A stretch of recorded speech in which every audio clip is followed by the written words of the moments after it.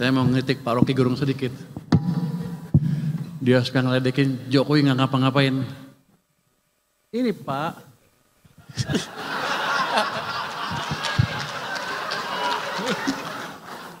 Kalau di sana kan dia berkuasa, di sini saya berkuasa.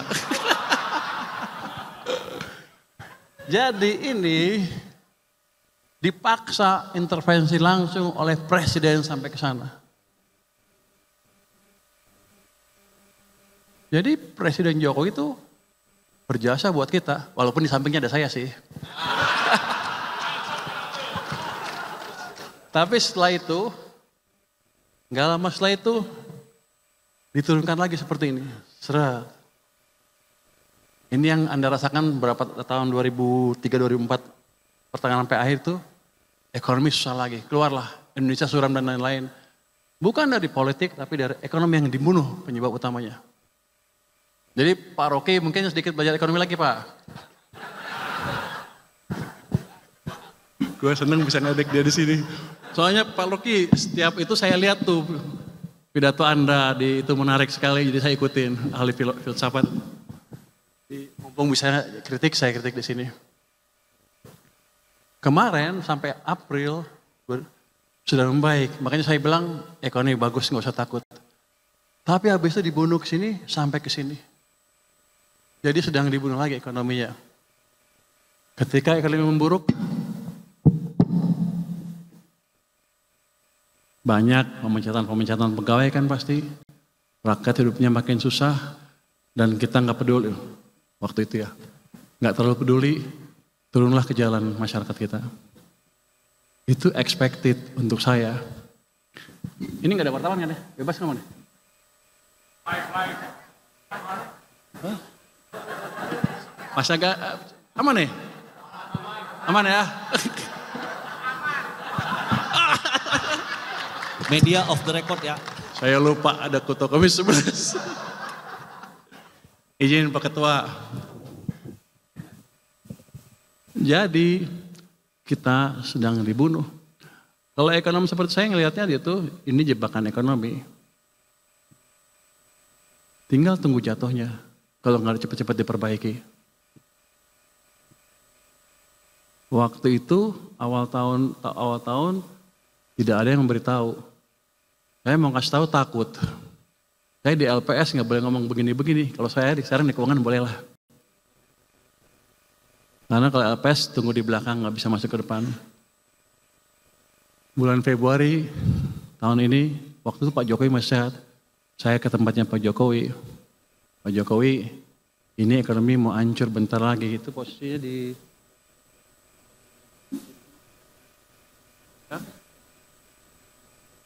Bantu nggak Pak? Dan saya juga takut, saya nggak punya teman. Pak Jokowi udah pensiun kan.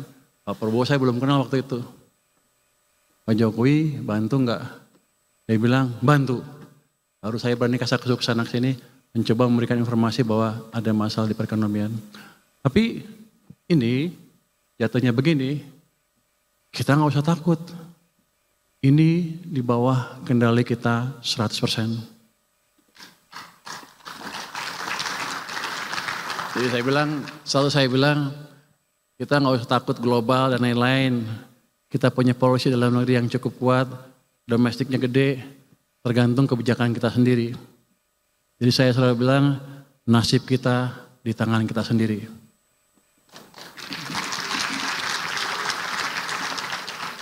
Ini kayak kampanye partai ya. Enggak kira-kira begitu. Next. Nah sekarang kita lihat nih, kalau menuju 8, gimana sih caranya? Menuju 7 lah. Kita pelajari nih, zaman Pak Jokowi, zaman Pak SBY, bangun infrastruktur sedikit kan, pertumbuhan ekonominya mendekati 5% rata-rata. Pertumbuhan kreditnya 21%. M0-nya 17%. Zaman Pak Jokowi ini kasihan, sepertinya dimusuhin. Begitu dia masuk, serah. Ini cuma berapa? Di bawah 10%. Ini rata-rata cuma 7%, bahkan ada yang sampai 0 sekian. Rata-rata itu karena kebantu atas ini. Di sepanjang ini dia di bawah. Jadi dia ekonomi direm. Dia bangun infrastruktur sebanyak apapun, hanya menggerakkan government sektor. Private sektornya lambat atau berhenti. Makanya tumbuhnya hanya di bawah 5%.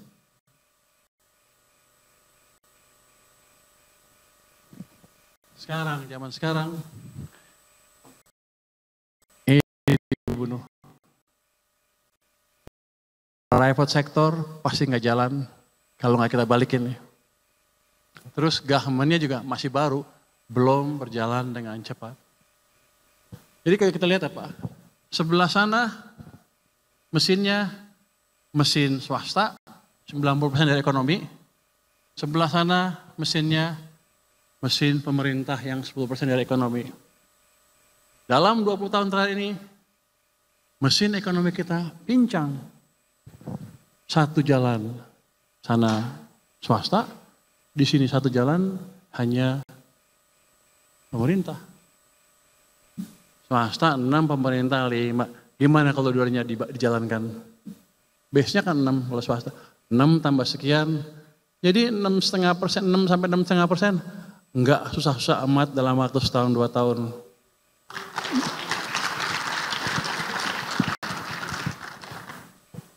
Menteri Keuangan boleh ngomong gitu? Izin ya Pak Ketua. Jadi itu satu modal utama kita. Next. Terus gimana cara mengendalikan uang itu? Next. Ini saya tunjukin aja. Pada zaman Pak SBY, utang turun. Pak Jokowi utang naik, rasio utang ke PDB-nya naik. Karena emang government led, di sana private led. Next. Berikutnya.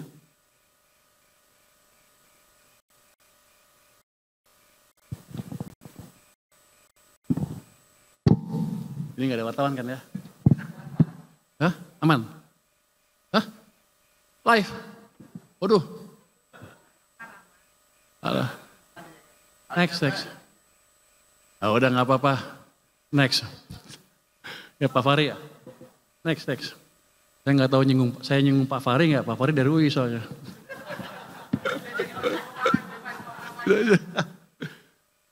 Salah satu yang penyebab kenapa uang itu kering dari sistem, seringkali berhubungan dengan kemampuan pemerintah membelanjakan anggaran ya. Pemerintah kan ngeluarin utang, tarik pajak, uangnya taruh di mana? Taruh di BI. Mereka pikir, oh aman, uang saya aman di sana, bagus. Tapi yang mereka lupa, ini kan ada sistem uangnya. Tarik sini, di sana kering. Ini saya tunjukin, ini uang pemerintah di bank sentral tuh naik turun, gede sekali, kadang-kadang sampai hampir 800 triliun. Tanpa mereka sadar karena mereka nggak monitor. Di tahun 2021 saya contohkan ya, waktu uang itu kering, kita paksa uangnya masuk ke sistem di sini.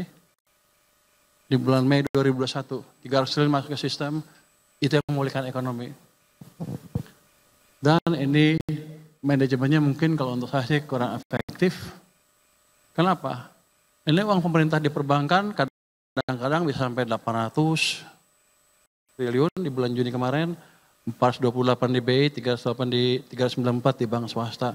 Sekarang di bank sentral ada 538, tapi terakhir 428, 425 lah. Kalau itu saya balikin ke sistem, maka ada pertambahan yang disebut M0 atau likuiditas tadi. Itu dosa satu. Next. Berikutnya.